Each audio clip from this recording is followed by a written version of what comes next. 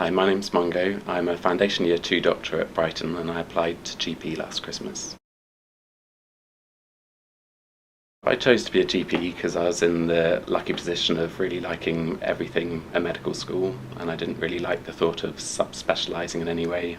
I liked the thought of being a generalist, and GP seemed to me to really be the only one that still offered that in terms of the specialties. I like the continuity of care that goes with the general practice.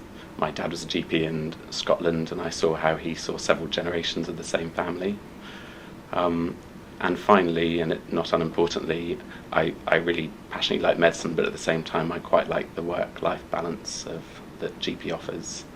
The thought that I might actually have my weekends to myself and not have on-calls into my 50s and 60s. I was in the lucky position of thinking probably GP from day one, but at the same time I was thinking about paediatrics. So I managed to arrange a 2-week placement in paediatrics as a shadowing placement, just to make sure whether that was or wasn't for me, and luckily decided that it wasn't as a consequence. The other thing that I thought was important was to get some experience of general practice as a foundation doctor, so I made sure that I had a GP rotation as part of my second year.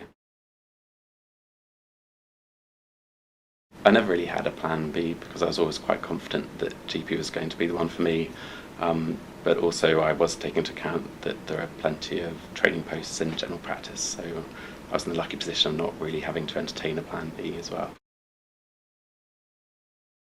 I tried to make the most of my time in foundation by having a wide spectrum of specialties in terms of trying to keep things as general as possible. So I made sure that I didn't do anything too super specialised that might narrow me down to one's particular field. I also took full advantage of the opportunities to shadow other people, so if you have any other doubts at the back of your mind about what you might like to do, then it's a good opportunity to spend a couple of weeks in another specialty. Luckily there's a very good website the GP National Recruitment Office have, and that contained all the information telling me exactly what I needed to do to be able to apply. The actual process itself comes in 3 parts. The first part's really a formality. It's an online application process where everybody that applies gets considered. It covers such things as whether you have a driving licence, whether you can speak English. I mean, it really is a very simple process. The second stage is an online computer-based question exercise, and the best way to approach that I found was to join a national database of questions, and there's lots that you can find online. Some people studied from textbooks, but really the breadth of knowledge you need for general practice made that very difficult if you're going to cover everything. So I definitely recommend doing the practice questions. The final stage is the most stressful stage in a way. That's an assessment day. You attend and you go to 4 different stations and you have actors that put you through various scenarios.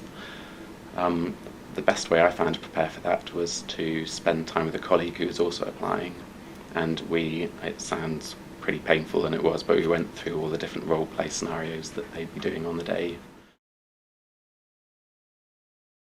I think I was in the lucky position that I was very confident from day one that I wanted to do general practice, but I imagine that if there'd been more ambiguity and more uncertainty, I would probably take an even more opportunity to explore the different specialties available to me.